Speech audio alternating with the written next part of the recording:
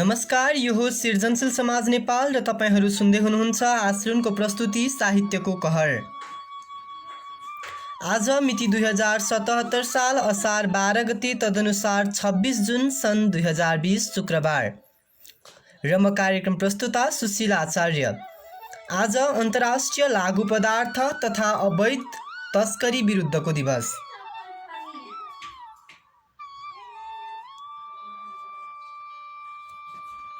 कहिले यति लागू औषधिका साथ यतिजना समातिए अनि कहिले यतिजनालाई यो सामग्री बनाउँदै पक्राउ लगायत विभिन्न अन्य समाचारहरू हामीले नेपाल अनि विश्व परिप्रेक्ष्यमा सुन्दै आएका छौँ,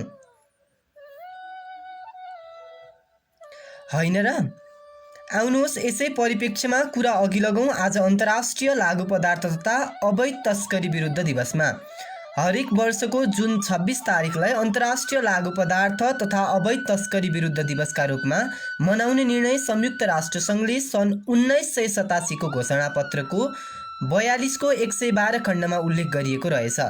यस दिनको एउटा मात्र उद्देश्य भनेको विश्व समुदायलाई लागू औषधको असर र कारोबारबाट मुक्त गराउनु हो। आजका किशोर किशोरीहरूलाई मुख्यतः हेर्ने हो भने ड्रग्स अर्थात् लागू पदार्थ यसको चपेटामा नराम्रोसँग फसेका छन्। त्यसै कारणले गर्दा यस अन्तर्राष्ट्रिय लागू पदार्थ तथा अवैध तस्करी विरुद्धको दिवसमा हामीहरू शून्य लागू पदार्थलाई मान्यता दिनेछौँ भन्ने प्रणको साथ सुरु गरौँ साहित्यको कहर। शब्दसँगै सेवा गर्छ संस्कृतिको उत्थान अनि जय देश जय राष्ट्र नारा लाउँछ आश्रुन पनि भन्ने मूल नाराका साथ सृजनशील समाज नेपाल विगत 28 महिनादेखि नेपाली भाषा साहित्य संस्कृति एवं समाजसेवाको क्षेत्रमा तल्लीन एवं प्रयासरत छ। तपाईहरू पनि आफ्नो साहित्यिक रचना वाचन गराउन चाहनुहुन्छ भने डिस्क्रिप्सनमा दिएको लिङ्क मार्फत हामीलाई सम्पर्क गर्नुहोला। पेजमा, इमेलमा वा आश्लुन पेजको मेसेज बक्समा। आउनुहोस् अब सुरु गरौँ साहित्यको करार रचनाको प्रहार सहितको हाम्रो आफ्नै कार्यक्रम साहित्यको कहर।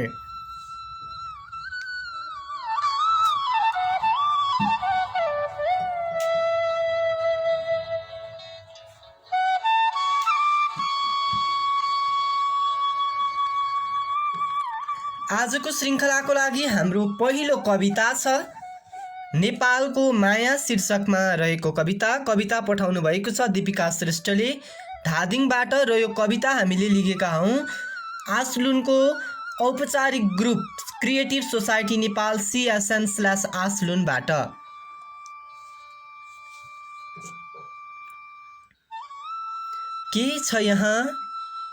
के छ यहाँ सोच्दा सोच्दै मन नै थालिसक्यो। के छ यहाँ सोच्दा सोच्दै मन नै थालिसक्यो। उन्यु पाती फुलेर फल नै पाकिसक्यो। सबै भुल्या यो नि त्यो नि, सबै भुल्या यो नि त्यो नि मेरै भनिरहँदा, सबै भुल्या यो नि त्यो नि मेरै भनिरहँदा नेपाल हाम्रो बाँचिरहोस् युगसम्म सदा। नेपाल हाम्रो बाँचिरहोस् युगसम्म सदा। गल्ला बरु दर्शन ढुङ्गा जमला बरु तराईको गङ्गा। गल्ला बरु दर्शन ढुङ्गा जमला बरु तराईको गङ्गा। मनका कुना कुनामा चङ्गा, मनका कुना कुनामा चङ्गा। कहिले शान्ति त कहिले छन् दङ्गा। लेकमा बस्दा पनि छैन है ठन्डा, तराई रोजाई ठड्याउ झन्डा। जीवनमा कुनै अप्ठ्यारो आउँछ तर हार नमान्नु। जीवनमा कुनै अप्ठ्यारो आउँछ तर हार नमान्नु। सबै कुरामा सन्तोष माने राम्रो हुन्छ, कहिले राम्रो नराम्रो भनेर नछान्नु। सबै कुरामा सन्तोष माने राम्रो हुन्छ, कहिले राम्रो नराम्रो भनेर नछान्नु। सुन्दर वस्तुलाई सुन्दर हुन छोड्नु तर त्यसलाई बर्बाद नगर्नु। मानव जीवन हो एक न एक दिन खुसी पक्कै आउँछ, तर सङ्घर्ष गर्न भने कहिल्यै नछाड्नु, तर सङ्घर्ष गर्न भने कहिल्यै नछाड्नु। धन्यवाद दिपिका श्रेष्ठले धादिङबाट पठाउनु भएको नेपालको माया शीर्षकमा कविता हामीले भर्खर वाचन गऱ्यौँ। अबको पालो मेरी उनी शीर्षकमा रहेको कविता हरिशमणि जोशीले बझाङबाट पठाउनु भएको।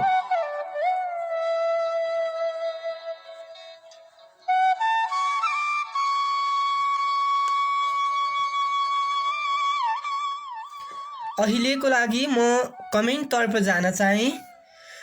रमेश नेउपाने इज लिसनिङ, स्वागत छ र नमस्कार। सरोज श्रेष्ठलाई पनि नमस्कार र स्वागत गर्दछु। श्रेष्ठ सरोजले नमस्ते एभ्रिवन भन्नुभएको छ। नमस्कार सरोज। सरोज श्रेष्ठ सृजनशील समाज नेपालको सक्रिय सदस्य एवं सहकोषाध्यक्ष समेत हुनुहुन्छ। रमेश नेउपाने म आतुर थिएँ सुन्नको लागि, धेरै धेरै धन्यवाद। सन्जु लामिछानेले नमस्ते भन्दै हुनुहुन्छ। नमस्ते सञ्चिता। भेरी नाइस पोइम दिपिकाजी भन्दै हुनुहुन्छ। दिपिका श्रेष्ठको तर्फबाट हजुरलाई धेरै धेरै धन्यवाद। Nice Dipika Shrestha, I love your poem भन्नुभएको छ सरोज श्रेष्ठले। सरोज श्रेष्ठलाई पनि दिपिका श्रेष्ठको तर्फबाट धन्यवाद भन्दै आजको श्रृङ्खलाको अर्को कवितातर्फ म जान चाहन्छु। कविताको शीर्षक छ मेरी उनी र पठाउनु भएको छ हरिश मणि जोशीले बझाङ जय पृथ्वी 11 बाट। हजुर नभए मर्छु भन्थी आज मलाई छाडेर गई। हजुर नभए मर्छु भन्थी आज मलाई छाडेर गई। इतिहास नै रच्छु भन्थी काँडे तारले बेरेर गई। हजुर नभए मर्छु भन्थी आज मलाई छाडेर गई। इतिहास नै रच्छु भन्थी काँडे तारले बारेर गई। फुल्न लागेको मेरो सानो परिवार थियो। फुल्न लागेको मेरो सानो परिवार थियो। अरू त केही होइन मलाई उजाड पारेर गई। सदा सदा जीवनभरि हजुरको भरमा पर्छु भन्थी। सदा सदा जीवनभरि हजुरको भरमा पर्छु भन्थी। हजुरको हरेक पाइलामा म नै अघि सर्छु भन्थी। धेरै होइन जम्मा उसका 1 दर्जन प्रेमी थिए होला भन्ने बेला हजुरलाई माया गर्छु भन्थी। पहिला पहिला जुस खाऊ भन्दा खानुहुन्न भन्थी उसले। पहिला पहिला जुस खाऊ भन्दा खानुहुन्न भन्थी उसले। सिनेमा हेर्न जाउँ भन्दा पैसा खर्च हुन्छ जानुहुन्न भन्थी उसले। जन्म दिने आमा भन्दा उसलाई धेरै विश्वास गर्नु। जन्म दिने आमा भन्दा उसलाई धेरै विश्वास गर्नु। गल्ती मेरो नै हो हजुर अहिले 1 गिलास रक्सी नभई खाना नै खान हुन्न भन्थी। यी मनमा उब्जेका शब्दहरू हुन् कसैको जीवनसँग मेल खाएमा संयोग मात्र हुनेछ। धन्यवाद भन्नुभएको छ हरिश मणि जोशीले जय पृथ्वी 11 बझाङबाट।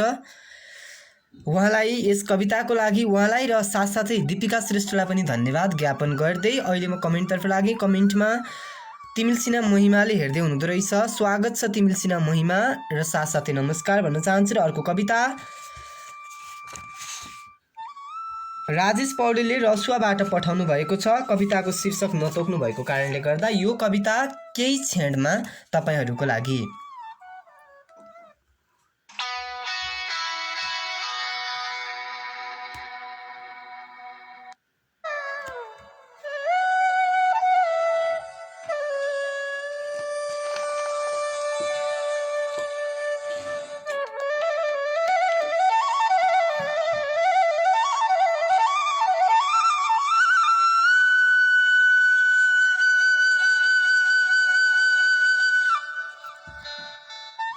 अबको पालो कविता राजेश पौडेलले पठाउनु भएको छ रसुवाबाट। कृपया यस श्रृङ्खलालाई सेयर गरेर धेरैभन्दा धेरै साहित्यिक मनहरूमाझ पुर्याइदिनु होला। कविता यस प्रकार छ। आशाका किरणहरू बल्दै थिए। आशाका किरणहरू बल्दै थिए समयले निराश बनायो। उन्नतिका पाइलाहरू चल्दै थिए समयले निराश बनायो। आशाका किरणहरू बल्दै थिए समयले निराश बनायो। उन्नतिका पाइलाहरू चल्दै थिए समयले निराश बनायो। जोडतोडले खेतबारीमा लागेकाहरू जोडतोडले खेतबारीमा लागेकाहरू काम कुरो छिन्दै थिए समयले निराश बनायो। काम कुरो छिन्दै थिए समयले निराश बनायो। यो साल काम पक्का पक्की बन्छ भनी बसेकाहरू यो साल काम पक्का पक्की बन्छ भनेर बसेकाहरू ढुक्कले राहतको सास फेर्दै थिए। ढुक्कले राहतको सास फेर्दै थिए समयले निराश बनायो। आशाका किरणहरू बल्दै थिए समयले निराश बनायो। बल्ल तल्ल मुगलान पसेका युवा युवतीहरू बल्ल तल्ल मुगलान पसेका युवा युवतीहरू कमाउँदै ऋण तिर्दै थिए समयले निराश बनायो। कमाउँदै ऋण तिर्दै थिए समयले निराश बनायो। उन्नतिका पाइलाहरू चल्दै थिए समयले निराश बनायो। आशाका किरणहरू बल्दै थिए समयले निराश बनायो। धन्यवाद राजेश पौडेललाई। राजेश पौडेलले रसुवाबाट पठाउनु भएको कविता भनौँ या गजल भनौँ मैले भर्खर वाचन गरेँ। अबको पालो केही क्षण ब्रेकको।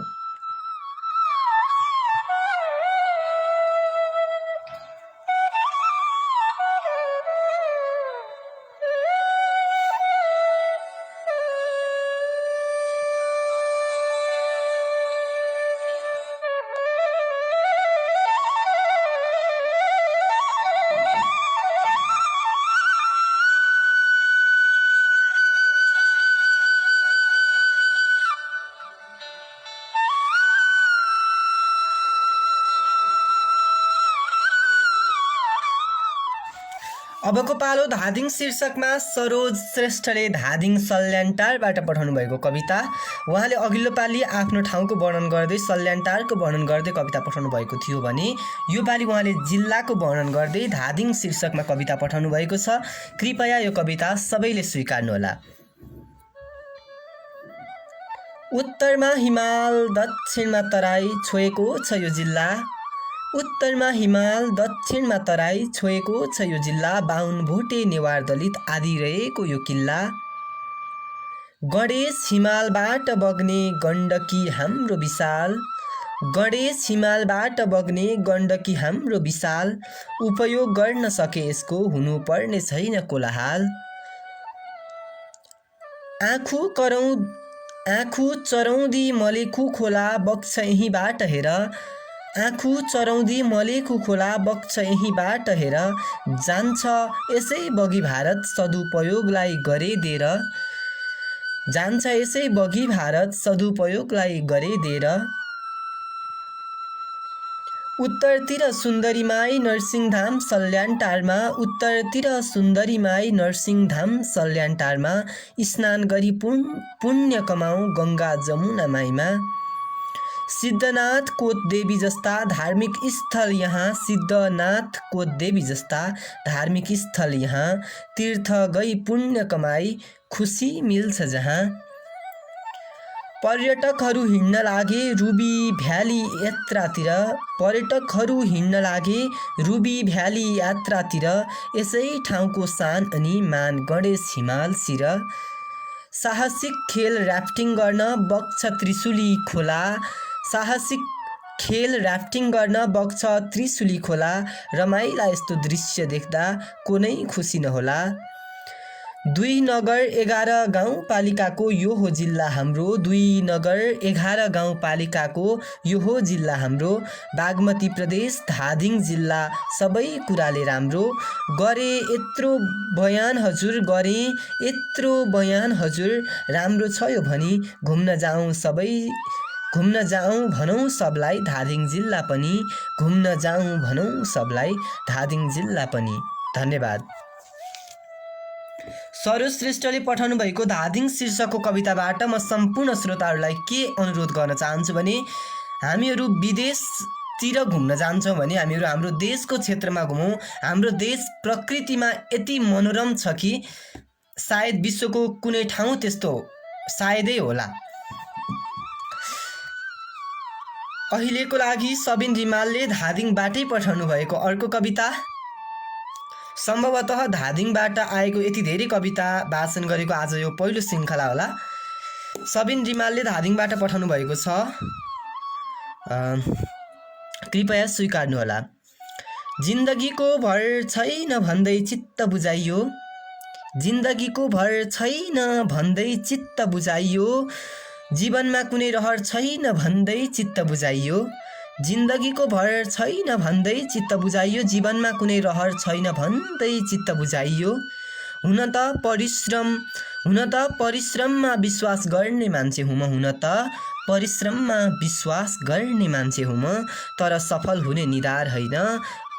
तर सफल हुने निधार छैन भन्दै चित्त बुझाइयो, तर सफल हुने निधार छैन भन्दै चित्त बुझाइयो, जिन्दगीको भर छैन भन्दै चित्त बुझाइयो, जीवनमा कुनै रहर छैन भन्दै चित्त बुझाइयो।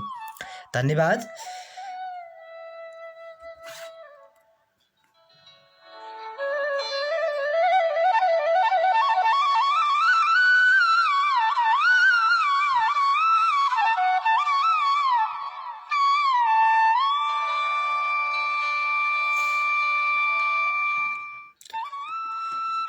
अब म कृपया कमेन्ट पढ्ने अनुमति चाहन्छु। कमेन्टमा हरिश जोशी सरको कविता वाह वाह भन्नुभएको छ श्रेष्ठ सरोजले। हरिश मणि जोशी सृजनशील समाज नेपालको सक्रिय सदस्य हुनुहुन्छ र उहाँको नाम कविता विशेष श्रृङ्खलाहरूमा विशेष रूपमा सुन्न पाइन्छ। हरिश मणि जोशीको तर्फबाट श्रेष्ठ सरोजलाई धन्यवाद। राजेश पौडेल राम्रो लाग्यो हजुरको कविता भन्दै हुनुहुन्छ। राजेशजीको तर्फबाट सन्जु लामिछानेलाई पनि धन्यवाद।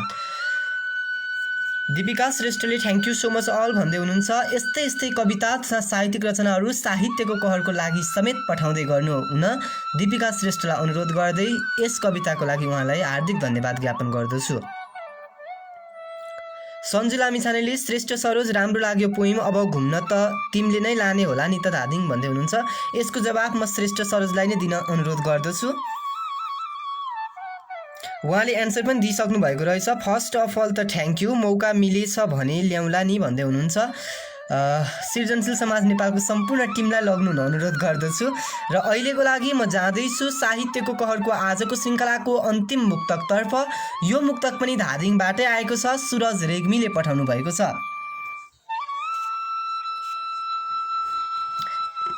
कृपया स्वीकार्नुहोला सुरज रेग्मीले धादिङबाट पठाउनु भएको मुक्तक।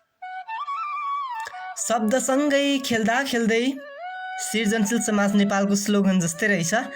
शब्दसँग खेल्दा खेल्दै अर्थ पनि बिर्सिसकेँ, शब्दसँग खेल्दा खेल्दै अर्थ पनि बिर्सिसकेँ, हिँड्ने मान्छे लड्छ भन्छन् हिँड्दा हिँड्दै थाकिसकेँ, हिँड्ने मान्छे लड्छ भन्छन् हिँड्दा हिँड्दा थाकिसकेँ, जिन्दगी त सानो गोरेटो रहेछ, जिन्दगी त सानो गोरेटो रहेछ, बिचरा भन्ने धेरै छन् यहाँ, बिचरा भन्ने धेरै छन् यहाँ, सुन्दा सुन्दा थाकिसकेँ, शब्दसँग खेल्दा खेल्दै अर्थ पनि बिर्सिसकेँ, हिँड्ने मान्छे लड्छ भन्छन् हिँड्दा हिँड्दा थाकिसकेँ। धन्यवाद।